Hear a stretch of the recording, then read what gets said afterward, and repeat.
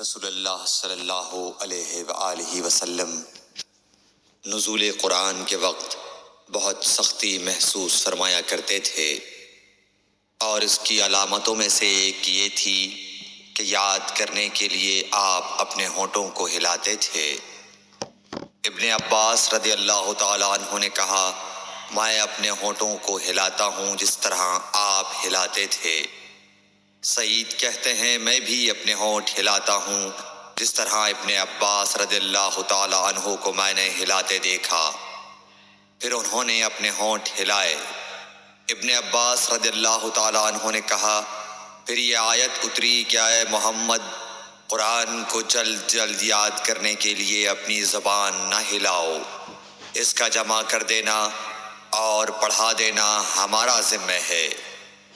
حضرت ابن عباس رضی اللہ تعالیٰ عنہ کہتے ہیں، یعنی قرآن آپ صلی اللہ علیہ وآلہ وسلم کے دل میں جمع دینا اور پڑھا دینا ہمارے ذمہ ہے۔ پھر جب ہم پڑھ چکے تو اس پڑھے ہوئے کی اتباع کرو۔ ابن عباس رضی اللہ تعالیٰ عنہ فرماتے ہیں، اس کا مطلب یہ ہے آپ اس کو خاموشی کے ساتھ سنتے رہو، اس کے بعد مطلب سمجھا دینا ہمارے ذمہ ہے۔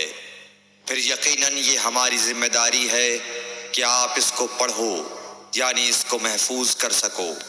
چنانچہ اس کے بعد جب آپ کے پاس حضرت جبرائیل علیہ السلام وحی لے کر آتے تو آپ توجہ سے سنتے، جب وہ چلے جاتے تو رسول اللہ صلی اللہ علیہ وسلم اس وحی کو اس طرح پڑھتے جس طرح حضرت جبرائیل علیہ السلام نے اسے پڑھا تھا۔